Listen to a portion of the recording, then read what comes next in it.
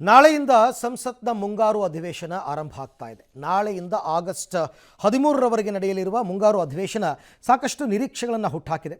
ಲೋಕಸಭೆಯ ಡಿಲಿಮಿಟೇಷನ್ ಕುರಿತಾದ ಸಂವಿಧಾನದ 131ನೇ ತಿದ್ದುಪಡಿ ಮಸೂದೆ, ಮಹಿಳಾ ಮೀಸಲಾತಿ ಕಾನೂನಿನ ಅನುಷ್ಠಾನ ಮತ್ತು ದೇಶಾದ್ಯಂತ ಏಕಕಾಲದಲ್ಲಿ ಚುನಾವಣೆಗಳನ್ನು ಕೋರುವ ಸಂವಿಧಾನದ 129ನೇ ತಿದ್ದುಪಡಿ ಮಸೂದೆ ಸೇರಿದಂತೆ ಹೆಗ್ಗುರುತು ಪ್ರಸ್ತಾಪಗಳ ಕುರಿತು ಅಧಿವೇಶನ ತೀವ್ರ ರಾಜಕೀಯ ಸ್ಪರ್ಧೆಗೆ ಸಾಕ್ಷಿಯಾಗುವ ನಿರೀಕ್ಷೆ ಇದೆ. 2/3 ಬಹುಮತಕ್ಕೆ ಪ್ರಧಾನಿ ನರೇಂದ್ರ ಮೋದಿ ನೇತೃತ್ವದ NDA ಸರ್ಕಾರ ತೆರೆಮರೆಯಲ್ಲಿ ಸಾಕಷ್ಟು ಕಸರತ್ತು ನಡೆಸ್ತಾ ಇದೆ. ಸದ್ಯ ಸದನದ ವ್ಯವಹಾರಗಳ ಪಟ್ಟಿಯಲ್ಲಿ ಮಸೂದೆಗಳನ್ನು ಉಲ್ಲೇಖ ಮಾಡದೇ ಇದ್ದರೂ ಸರ್ಕಾರ ಸಂವಿಧಾನಿಕ ತಿದ್ದುಪಡಿ ಮಸೂದೆಗಳನ್ನು ಪರಿಚಯಿಸಬಹುದು. ಸಂವಿಧಾನದ 368ನೇ ವಿಧಿಯ ಅಡಿ ಸಾಂವಿಧಾನಿಕ ತಿದ್ದುಪಡಿ ಮಸೂದೆಯನ್ನು ಲೋಕಸಭೆ ಮತ್ತು ರಾಜ್ಯಸಭೆ ಎರಡೂ ಪ್ರತ್ಯೇಕವಾಗಿ ಪ್ರತಿ ಸದನದ ಒಟ್ಟು ಸದಸ್ಯತ್ವದ ಬಹುಮತದೊಂದಿಗೆ ಮತ್ತು ಹಾಜರಿರುವ ಮತ್ತು ಮತ ಚಲಾಯಿಸುವ ಕನಿಷ್ಠ 3/2 ಸದಸ್ಯರೊಂದಿಗೆ ಅಂಗೀಕಾರ ಮಾಡಬೇಕು. ರಾಜ್ಯಸಭೆಯಲ್ಲಿ NDAಗೆ ಸಮಸ್ಯೆ ಇಲ್ಲ, ಆದರೆ ಲೋಕಸಭೆಯಲ್ಲಿ ಮೋದಿ ಸರ್ಕಾರಕ್ಕೆ ಇನ್ನಷ್ಟು ಸಂಖ್ಯೆ ಬೇಕಾಗಬಹುದು. ಇದರ ಜೊತೆಗೆ 7 ಪ್ರಮುಖ ಬಿಲ್ಗಳ ಮಂಡನೆ ಕೂಡ ಆಗುತ್ತೆ. ಹಾಗಾದರೆ ಸಂಸತ್ನಲ್ಲಿ ಬಲಾಬಲ ಈಗ ಪ್ರಸ್ತುತ ಹೇಗಿದೆ ಅಂತಕ್ಕಂಥದ್ದನ್ನು ನೋಡ್ಬೋಣ. ನೋಡಿ, ಸಂಸತ್ನಲ್ಲಿ ಒಟ್ಟು ಸದಸ್ಯರ ಸಂಖ್ಯೆ ಇರತಕ್ಕಂಥದ್ದು 545, ನಿಮಗೆಲ್ಲ ಗೊತ್ತೇ ಇದೆ. ಆದರೆ ಕೆಲವು ಮಸೂದೆಗಳ ಬಿಲ್ ಪಾಸಾಗೋದಕ್ಕೆ 2/3 ಮೆಜಾರಿಟಿ ಬೇಕು. ಸಂವಿಧಾನ ತಿದ್ದುಪಡಿಯ ಅಗತ್ಯ ಮತ ಬೇಕಾಗಿರ್ತಕ್ಕಂಥದ್ದು 360. ಆದರೆ NDA ಬಳಿ 360 ಇದೆಯಾ ಅಂದರೆ ಇಲ್ಲ, ಸ್ವಲ್ಪ ಮತಗಳ ಕೊರತೆ ಇದೆ. ಪ್ರಸ್ತುತ NDA ಬಲ 336. ಈ ವೆಸ್ಟ್ ಬೆಂಗಾಲ್ದೆಲ್ಲ ಆಯ್ತಲ್ಲ ಕತೆಗಳು, ಅದೆಲ್ಲ ಆದಮೇಲೆ ಇಂಪ್ರೂವ್ ಆಗಿದೆ, 336ಕ್ಕೆ ಬಂದಿದೆ. ಆದರೆ 2/3 ಮೆಜಾರಿಟಿಗೆ ಇವ್ರಿಗೆ ಇನ್ನೂ ಕೊರತೆ ಇದೆ. ಎಷ್ಟು ಅಂತಂದರೆ ರಾಜ್ಯಸಭೆಯ ಬಲಾಬಲ 244, ಅಲ್ಲಿ ಇದೆ, ಏನು ತೊಂದರೆ ಇಲ್ಲ. ಇನ್ನೂ ಸ್ವಲ್ಪ 24 ಮತಗಳ ಕೊರತೆ ಲೋಕಸಭೆಯಲ್ಲಿದೆ.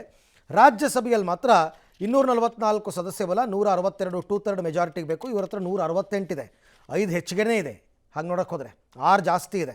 ಸೊ ಹಾಗಾಗಿ ರಾಜ್ಯಸಭೆಯಲ್ಲಿ ಇವ್ರಿಗೆ ತೊಂದರೆ ಆಗಲಿಕ್ಕಿಲ್ಲ. ಬಟ್ ಲೋಕಸಭೆಯಲ್ಲಿ ಇವರಿಗೆ 24 ಮತಗಳ ಕೊರತೆ ಇದೆಯಲ್ಲ, ಆ 24 ಮತಗಳನ್ನು ಯಾವ ರೀತಿ ಹೊಂದಿಸ್ತಾರೆ, ಯಾವ ಪಕ್ಷದವರ ಮನವೊಲಿಸ್ತಾರೆ, ಇಂಡಿ ಒಕ್ಕೂಟದ ಪಕ್ಷಗಳ ಕೆಲವು ಸದಸ್ಯರನ್ನು ಎಳ್ಕೋತಾರ, ಇದೆಲ್ಲವೂ ಕೂಡ ಇದೆ. ನೋಡೋಣ ಏನಾಗುತ್ತೆ ಅಂತಂದ್ಬಿಟ್ಟು. ನಾಳೆ ಬಹಳ ಮುಖ್ಯ ಗೊತ್ತಾಗ್ತಕ್ಕಂಥದ್ದು. ಇನ್ನು ಪ್ರಮುಖ ಮಸೂದೆಗಳ ಮಂಡನೆ ಎಲ್ಲ ಇದೆ. ಆ ಮಸೂದೆಗಳ ಮಂಡನೆ ಆಗುತ್ತೆ ನಾಳೆಯಿಂದ ಶುರು. ಪ್ರತಿಯೊಂದು ಕೂಡ ಯಾವ ರೀತಿ ಪ್ರಧಾನಿ ನರೇಂದ್ರ ಮೋದಿ ಮತ್ತು ಅಮಿತ್ ಶಾ ಇದನ್ನು ಟ್ಯಾಕಲ್ ಮಾಡ್ತಾರೆ ಅಂತಕ್ಕಂಥದ್ದು ಬಹಳ ಮುಖ್ಯ. ಸಾಂಪ್ರದಾಯಿಕ ರೆಸಿಪಿ, ಮತ್ತಷ್ಟು ಬೇಕೆನಿಸುವ ರುಚಿ. ಕೋಡುಬಳೆ ಅಂದರೆ ಅಡುಕಲೆ. ನಾಳೆಯಿಂದ ಸಂಸತ್ತಿನ ಮುಂಗಾರು ಅಧಿವೇಶನ ಆರಂಭ ಆಗ್ತಾ ಇದೆ. ನಾನು ಈಗಾಗಲೇ ಹೇಳಿದ್ದೀನಿ. ಈ ಬಾರಿ ಸುಗಮ ಕಲಾಪಕ್ಕೋಸ್ಕರ ಕಠಿಣ ನಿಯಮಗಳನ್ನು ತರಲಾಗ್ತಾ ಇದೆ. ಕಲಾಪದ ಒಳಗೆ ಧರಣಿ, ಪ್ಲೇಕಾರ್ಡ್, ಲಾಠಿ, ಕತ್ತಿ, ಸ್ಮಾರ್ಟ್ ಗೆಜೆಟ್ಗಳನ್ನು ನಿಷೇಧಿಸಲಾಗಿದೆ. ಇನ್ನು ಸುಗಮ ಕಲಾಪಕ್ಕಾಗಿ ಇವತ್ತು ರಕ್ಷಣಾ ಸಚಿವ ರಾಜನಾಥ್ ಸಿಂಗ್ ನೇತೃತ್ವದಲ್ಲಿ ನಡೆದ ಸರ್ವಪಕ್ಷ ಸಭೆಯಲ್ಲಿ ಹೈ ಡ್ರಾಮಾ ನಡೀತು. ಮಮತಾ ಬ್ಯಾನರ್ಜಿ ಅವರ TMC ವಿರುದ್ಧ ಬಂಡೆದ್ದು national citizen party of India NCPI ಸೇರಿರುವ TMC ಬಂಡಾಯ ಗುಂಪಿನ ಸಂಸದ ಸುದೀಪ್ ಬಂದೋಪಾಧ್ಯಾಯ ಅವರನ್ನು ಸಭೆಗೆ ಆಹ್ವಾನಿಸಿದ್ದನ್ನು ಇಂಡಿ ಕೂಟ ವಿರೋಧಿಸಿತು. NCPIಗೆ ಆಹ್ವಾನದ ಬಗ್ಗೆ ಪ್ರಶ್ನೆ ಎತ್ತಿದ ಮಹುವಾ ಮೊಯಿತ್ರಾ ಅವರು ಬಂಡಾಯ ಸಂಸದರನ್ನು ಯಾಕೆ ಆಹ್ವಾನಿಸಿದ್ದೀರಾ ಅಂತ ಕೇಳಿದರು. ಪಕ್ಷದ ಬಂಡಾಯ ಸಂಸದರು NCPI ಸೇರ್ಪಡೆಗೊಂಡಿರೋ ವಿಚಾರವನ್ನು ಪ್ರಸ್ತಾಪ ಮಾಡಿದರು. ಆದರೆ ಸಂದೀಪ್ ಬಂಡೋಪಾಧ್ಯಾಯ ಮಾತನಾಡಿ, ನಾನು ಇವತ್ತು NCPI ನಾಯಕನಾಗಿ ಭಾಗವಹಿಸ್ತಾ ಇದ್ದೀನಿ, ಇವತ್ತು ನಾನು ಹೊಸ ಪಕ್ಷವನ್ನು ಪ್ರತಿನಿಧಿಸ್ತಾ ಇದ್ದೀನಿ ಅಂತ ಹೇಳಿದರು. ಇದಕ್ಕೆ ಆಕ್ಷೇಪಿಸಿದ ಕಾಂಗ್ರೆಸ್ನ ಪ್ರಮೋದ್ ತಿವಾರಿ, SPಯ ಧರ್ಮೇಂದ್ರ ಯಾದವ್, NCP ಬಣದ ಸುಪ್ರಿಯಾ ಸುಳೆ ಮತ್ತು TMCಯ ಮಹುವಾ ಮೊಯಿತ್ರಾ ಅವರು ಸೇರಿದಂತೆ ವಿರೋಧ ಪಕ್ಷದ ಹಿರಿಯ ನಾಯಕರು ಪ್ರತಿಭಟನೆಯ ಭಾಗವಾಗಿ ಸಭೆಯಿಂದ ಹೊರಗೋದರು. ಬಳಿಕ ಸುದ್ದಿಗೋಷ್ಠಿ ನಡೆಸಿ ಮತ್ತೆ ಸಭೆಗೆ ಹಾಜರಾದರು. ಇನ್ನು ಸಂಸದೀಯ ವ್ಯವಹಾರಗಳ ಸಚಿವ ಕಿರಣ್ ರಿಜಿಜು ಪ್ರಕಾರ ಕಾಂಗ್ರೆಸ್, SP, TMC, DMK ಸೇರಿದಂತೆ 40 ಪಕ್ಷಗಳು ಸರ್ವಪಕ್ಷ ಸಭೆಗೆ ಹಾಜರಾಗಿದ್ವು. ಇನ್ನು ಈ ಬಾರಿ ಅಧಿವೇಶನದಲ್ಲಿ ವಿಪಕ್ಷಗಳ ಅಸ್ತ್ರಗಳೇನು, ಕಾಂಗ್ರೆಸ್ಗೆ ಅಗ್ನಿ ಪರೀಕ್ಷೆ ಏನು ಅಂತ ನೋಡೋದಾದರೆ ಒಂದಷ್ಟು ವಿಚಾರ ಇದೆ. ವಿಪಕ್ಷಕ್ಕೂ ಕೂಡ ಈಗ ಅಗ್ನಿ ಪರೀಕ್ಷೆ ಇದೆ. ಏನು ಅನ್ನೋದನ್ನು ನೋಡ್ಬೋಣ. ಹಲವಾರು ವಿಚಾರಗಳಿದೆಯಲ್ಲ. ಈಗ ನೀಟ್ ಪ್ರಶ್ನೆ ಪತ್ರಿಕೆ ಸೋರಿಕೆ ಆಗಿರೋದು, ವಿದ್ಯಾರ್ಥಿಗಳ ಆತ್ಮಹತ್ಯೆ ಆಗಿದ್ದು, ಸಚಿವ ಧರ್ಮೇಂದ್ರ ಪ್ರಧಾನ್ ಅವರ ರಾಜೀನಾಮೆಗೆ ಒತ್ತಡ, ಈ ಎಲ್ಲ ಅಂಶಗಳು ಕೂಡ ವಿಪಕ್ಷಗಳಿಗೆ ಅಸ್ತ್ರವಾಗುತ್ತೆ. ಇನ್ನು ಕಾಕ್ರೋಚ್ ಜನತಾ ಪಾರ್ಟಿಯ ಪ್ರತಿಭಟನೆ, ಹಾಗೆಯೇ ಏಕಾಏಕಿ ಸೋನಂ ವಾಂಗ್ಚುಕ್ ಆಸ್ಪತ್ರೆಗೆ ಶಿಫ್ಟ್ ಆಗಿದ್ದು, ಇದನ್ನೆಲ್ಲ ಇಟ್ಕೊಂಡು ಸರ್ಕಾರವನ್ನು ಹಣಿಯೋದಕ್ಕೆ ಪ್ರಯತ್ನ ಪಡ್ತಾರೆ. ಬಹಳ ಮುಖ್ಯವಾದಂತಹ ವಿಚಾರ ಅಂದರೆ ಅಯೋಧ್ಯೆಯಲ್ಲಾಗಿರ್ತಕ್ಕಂಥ ರಾಮ ಮಂದಿರದ ದೇಣಿಗೆ ಕಳ್ಳತನ ಪ್ರಕರಣ, ಆಮೇಲೆ ಪೆಟ್ರೋಲ್ನಲ್ಲಿ E20 ಎಥನಾಲ್ ಮಿಶ್ರಣ ಮಾಡ್ತಾ ಇದ್ದಾರಲ್ಲ, ಅದರಿಂದ ಬರ್ತಾ ಇರೋ ದೂರುಗಳ ಬಗ್ಗೆ, ಮಧ್ಯಪ್ರಾಚ್ಯದ ಯುದ್ಧ, ಭಾರತ ಅಮೆರಿಕದ ಸಂಬಂಧಗಳ ಬಗ್ಗೆ, ಪೆಟ್ರೋಲಿಯಂ ಉತ್ಪನ್ನಗಳ ಕೊರತೆ ಮತ್ತು ಬೆಲೆ ಏರಿಕೆಯ ವಿಚಾರ, ಇವೆಲ್ಲವೂ ಕೂಡ ಇರ್ತಕ್ಕಂಥದ್ದು ವಿಪಕ್ಷಗಳ ಅಸ್ತ್ರಗಳು. ಕಾಂಗ್ರೆಸ್ಗೆ ಯಾಕೆ ಅಗ್ನಿ ಪರೀಕ್ಷೆ ಹಾಗಾದರೆ ಅಂತ ನೋಡೋದಾದರೆ ಲೋಕಸಭೆಯಲ್ಲಿ ಪ್ರತ್ಯೇಕವಾಗಿ DMK ಕೂರ್ತಾ ಇದೆ for the first time. DMK ಅವರು ಈಗಾಗಲೇ ಅವ್ರು ಹೊರಗೆ ಬಂದಿದ್ದೀವಿ, ನಮಗೆ ಸಪ್ರೇಟ್ ಕೊಡಿ ಅಂತ ಕೇಳಿದ್ದಾರೆ. TMC ಹೋಳಾಗಿದೆ. NCPI ಸೇರಿರ್ತಕ್ಕಂಥ 20ಕ್ಕೂ ಹೆಚ್ಚು ಸಂಸದರು ಸಪ್ರೇಟ್ ಕೊಡಿ ಅಂತ ಕೇಳಿದ್ದಾರೆ. ಅವರು ಕೂಡ ನಾವು ಕೂತ್ಕೊಳ್ಳೋದಕ್ಕೆ ಬೇರೆ ಇದು ಕೊಡಿ ಅಂತ ಅಂದ್ಬಿಟ್ಟು. ಸೊ ಇನ್ನೂ ಪ್ರಮುಖವಾಗಿ ಉದ್ಧವ್ ಶಿವಸೇನೆ ಬಣ್ಣದ ಕೂಡ ವಿಭಜನೆ ಆಗಿಬಿಟ್ಟಿದೆ. ಅವರು ಸಪ್ರೇಟ್ ಕೂತ್ಕೋತಾರೆ ಅಥವಾ ಅವರು ಶಿಂದೆ ಬಣದಲ್ಲಿ ಕೂತ್ಕೋತಾರೆ. ಅದು ಕೂಡ ಮುಜುಗರದ ವಿಚಾರ. ಇವ್ರಿಗೂ ಸ್ವಲ್ಪ ಇದೆ ಸವಾಲುಗಳು. ಕೆಲ ಸಾಂವಿಧಾನಿಕ ಬಿಲ್ಗಳಿಗೆ NCP ಅಂದರೆ ಶರದ್ ಬಣ ಬೆಂಬಲವನ್ನು ಘೋಷಣೆ ಮಾಡ್ತಕ್ಕಂಥ ಸಾಧ್ಯತೆ ಕೂಡ ಇರೋದ್ರಿಂದ ಅದು ಕೂಡ ಒಂದು ಸ್ವಲ್ಪ ಮುಜುಗರ ತರಬಹುದು ಅಂತ ಹೇಳಲಾಗ್ತಾ ಇದೆ. ಇದೆಲ್ಲವೂ ಇಟ್ಕೊಂಡು ನೋಡೋಣ ಮುಂದೆ ಏನು ಮಾಡ್ತಾರೆ ಅಂತಕ್ಕಂಥದ್ದು ಬಹಳ ಮುಖ್ಯವಾದ ವಿಚಾರ. ನಾಳೆಯಿಂದ ಶುರುವಾಗ್ತಾ ಇರ್ತಕ್ಕಂಥ ಈ ಮುಂಗಾರು ಅಧಿವೇಶನ ಆರಂಭದ ದಿನದಲ್ಲೇ ಮೋದಿ ಸರ್ಕಾರಕ್ಕೆ ಪ್ರತಿಭಟನೆಯ ಕಾವು ತಟ್ಟುತ್ತಾ ಇದೆ. ನೀಟ್ ಪ್ರಶ್ನೆ ಪತ್ರಿಕೆ ಸೋರಿಕೆ ಪ್ರಕರಣದಲ್ಲಿ ಕೇಂದ್ರ ಸಚಿವ ಧರ್ಮೇಂದ್ರ ಪ್ರಧಾನ್ ಅವರ ರಾಜೀನಾಮೆಗೆ ಆಗ್ರಹಿಸಿ ದೆಹಲಿಯ ಜಂತರ್ ಮಂತರ್ನಲ್ಲಿ ಉಪವಾಸ ಸತ್ಯಾಗ್ರಹ ಮಾಡ್ತಾ ಇದ್ದ ಶಿಕ್ಷಣ ತಜ್ಞ ಹವಾಮಾನ ಹೋರಾಟಗಾರ ಸೋನಂ ವಾಂಗ್ಚುಕ್ರನ್ನು ದೆಹಲಿ ಪೊಲೀಸರು ಮಾರುವೇಷದಲ್ಲಿ ಹೊತ್ತೊಯ್ದು ಸಫ್ದರ್ಜಂಗ್ ಆಸ್ಪತ್ರೆಗೆ ದಾಖಲು ಮಾಡಿದ್ದಾರೆ. ಆದರೆ ಅಲ್ಲಿ ಚಿಕಿತ್ಸೆಗೆ ಒಪ್ಪದ ವಾಂಗ್ಚುಕ್ ಆಸ್ಪತ್ರೆಯಿಂದಲೇ ಬೆಂಬಲಿಗರಿಗೆ ಮೊದಲ ಸಂದೇಶ ರವಾನಿಸಿದ್ದಾರೆ. ಸೋಮವಾರದ ಸಂಸತ್ ಚಲೋ ದೇಶದ 2ನೇ ಸ್ವಾತಂತ್ರ್ಯ ಚಳವಳಿ ಅಂತ ಕರೆದಿರುವ ವಾಂಗ್ಚುಕ್ ಮೆರವಣಿಗೆಯನ್ನು ಯಶಸ್ವಿಗೊಳಿಸೋದಕ್ಕೆ ಮನವಿ ಮಾಡಿದ್ದಾರೆ. ತಮ್ಮ ಪತ್ನಿ ಗೀತಾಂಜಲಿ ಜೆ ಆಂಗ್ಮೋ ಅವರ ಮೂಲಕ ಕಾಗದದ ತುಣುಕೊಂದರಲ್ಲಿ ವಾಂಗ್ಚುಕ್ ಕೈಬರಹದಲ್ಲೇ ಸಂದೇಶ ರವಾನಿಸಿದ್ದಾರೆ. ಸಂದೇಶದ ಕೊನೆಯಲ್ಲಿ ಸಫ್ದರ್ಜಂಗ್ ಆಸ್ಪತ್ರೆಯಲ್ಲಿನ ತನ್ನ ಅಕ್ರಮ ಬಂಧನದಿಂದ ಗೀತಾಂಜಲಿ ಮೂಲಕ ಈ ಪತ್ರ ಕಳುಹಿಸಲಾಗಿದೆ ಅಂತ ಉಲ್ಲೇಖಿಸಿದ್ದಾರೆ. ಆದರೆ ನಾಳೆ CJP ಹಮ್ಮಿಕೊಂಡಿರುವ ಸಂಸತ್ ಚಲೋಗೆ ಇನ್ನೂ ಅಧಿಕೃತ ಅನುಮತಿ ಸಿಕ್ಕಿಲ್ಲ. ಇನ್ನು ವಾಂಗ್ಚುಕ್ ಆರೋಗ್ಯ ಸ್ಥಿರವಾಗಿದೆ ಅಂತ ಸಫ್ದರ್ಜಂಗ್ ವೈದ್ಯರು ಹೇಳಿದ್ದಾರೆ. ಸಫ್ದರ್ಜಂಗ್ ಆಸ್ಪತ್ರೆ ಮೇಲಿನ ನಂಬಿಕೆ ಸಂಪೂರ್ಣವಾಗಿ ಹಾಳಾಗಿದೆ.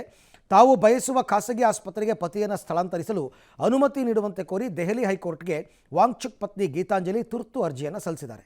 ಈ ಮಧ್ಯೆ ವಾಂಗ್ಚುಕ್ ಜೊತೆ ಕೇಂದ್ರ ಸರ್ಕಾರ ಮಾತುಕತೆ ನಡೆಸಬೇಕು ಅಂತ ಸಾಮಾಜಿಕ ಹೋರಾಟಗಾರ ಅಣ್ಣಾ ಹಜಾರೆ ಅವರು ಒತ್ತಾಯಿಸಿದ್ದಾರೆ.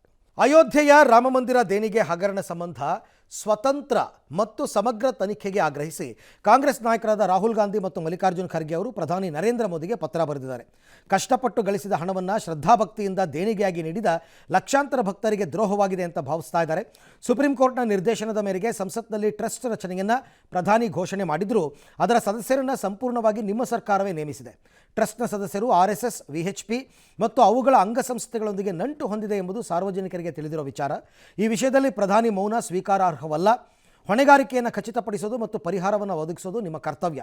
ನಗದು, ಚಿನ್ನ, ಬೆಳ್ಳಿ ಸೇರಿದಂತೆ ಎಲ್ಲ ಕಾಣಿಕೆಗಳ ನಿರ್ವಹಣೆ ಮತ್ತು ಟ್ರಸ್ಟ್ನ ಆರ್ಥಿಕ ವ್ಯವಹಾರಗಳ ಕುರಿತು ತಕ್ಷಣವೇ ಸ್ವತಂತ್ರ ಮತ್ತು ಸಮಗ್ರ ತನಿಖೆಗೆ ಆದೇಶಿಸುವಂತೆ ನಾವು ನಿಮ್ಮನ್ನು ಒತ್ತಾಯಿಸ್ತೀವಿ ಅಂತ ಹೇಳ್ತಾ ಇದ್ದಾರೆ. ತಮ್ಮ ಕಾಣಿಕೆಗಳನ್ನು ಹೇಗೆ ಬಳಸಲಾಗಿದೆ ಅನ್ನೋದು ಪ್ರತಿಯೊಬ್ಬ ಭಕ್ತರಿಗೂ ತಿಳಿಯುವಂತಾಗೋದಕ್ಕೆ ತನಿಖಾ ವರದಿಯ ಅಂಶಗಳು ಮತ್ತು ಟ್ರಸ್ಟ್ನ ಲೆಕ್ಕಪತ್ರಗಳನ್ನು ಸಾರ್ವಜನಿಕಗೊಳಿಸಬೇಕು. ಹುದ್ದೆ ಅಥವಾ ಪ್ರಭಾವದ ಲೆಕ್ಕಿಸದೆ ಇದಕ್ಕೆ ಹೊಣೆಗಾರರಾದ ಎಲ್ಲರನ್ನೂ ಜವಾಬ್ದಾರರನ್ನಾಗಿಸಬೇಕು.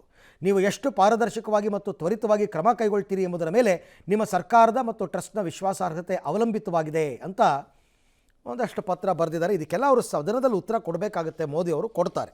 ಬಿಡದಿ ಟೌನ್ಶಿಪ್ ಯೋಜನೆಯನ್ನು ವಿರೋಧಿಸಿ ರೈತರ ಹೋರಾಟ ಇನ್ನೂ ಕೂಡ ಮುಂದುವರೆದಿದೆ. ರಕ್ತ ಬೇಕಾದರೆ ಕೊಡ್ತೀವಿ, ಆದರೆ ಯಾವುದೇ ಕಾರಣಕ್ಕೂ ಭೂಮಿ ಕೊಡೋದಿಲ್ಲ ಅಂತ ಆಕ್ರೋಶ ವ್ಯಕ್ತಪಡಿಸಿದ್ದಾರೆ. ಹೀಗಾಗಿ ರೈತರು ರಕ್ತದಾನ ಮಾಡುವ ಮೂಲಕ ಹೋರಾಟವನ್ನು ಮುಂದುವರೆಸಿದ್ದಾರೆ. ಬಿಡದಿ ಗೆಳೆಯರ ಬಳಗ ಹಾಗೂ ರಾಷ್ಟ್ರೋತ್ಥಾನ ರಕ್ತ ನಿಧಿ ಸಹಯೋಗದಲ್ಲಿ ಭೈರಮಂಗಲ ಗ್ರಾಮದ ಪ್ರತಿಭಟನಾ ಸ್ಥಳದಲ್ಲೇ ರಕ್ತದಾನ ಶಿಬಿರವನ್ನು ಆಯೋಜನೆ ಮಾಡಲಾಗಿತ್ತು. ನೂರಾರು ರೈತರು ಸ್ವಯಂ ಪ್ರೇರಿತರಾಗಿ ಪಾಲ್ಗೊಂಡು ರಕ್ತದಾನ ಮಾಡಿದ್ದಾರೆ. ರೈತರು ಸಂಗ್ರಹಿಸಿದ ರಕ್ತದ ಮೂಲಕವೇ ರಾಷ್ಟ್ರಪತಿ ಹಾಗೂ ರಾಜ್ಯಪಾಲರಿಗೆ ಪತ್ರ ಬರೆದಿದ್ದಾರೆ. ಇನ್ನು ಇದೇ ವಿಚಾರಕ್ಕೆ ವಿಜಯೇಂದ್ರ ಪಾದಯಾತ್ರೆ ಮಾಡಲಿದ್ದಾರೆ. ಗಣೇಶನ ಆಶೀರ್ವಾದದಿಂದ ಜನರಿಗೆ ಒಳ್ಳೆಯದಾಗಲಿ ಅಂತ ಮಾಜಿ CM ಯಡಿಯೂರಪ್ಪನವರು ಹೇಳಿದ್ದಾರೆ. ಈಗಾಗಲೇ ವಿಜಯೇಂದ್ರ ಅವರು ಪಾದಯಾತ್ರೆ ಮಾಡಬೇಕು ಅಂತೇಳಿ ತೀರ್ಮಾನ ಮಾಡಿದ್ದಾರೆ.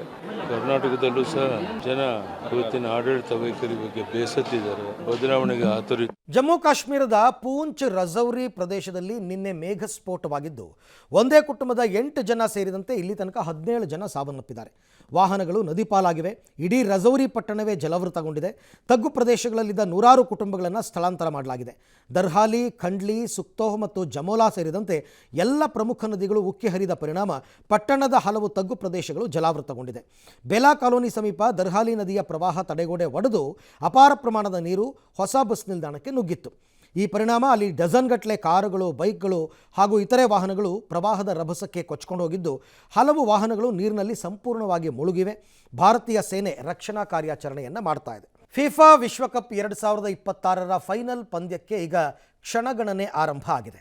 ಇವತ್ತು ರಾತ್ರಿ ಸ್ಪೇನ್ ವರ್ಸಸ್ ಅರ್ಜೆಂಟೀನಾ ಚಾಂಪಿಯನ್ಶಿಪ್ಗೆ ಸೆಣಸಲಿವೆ.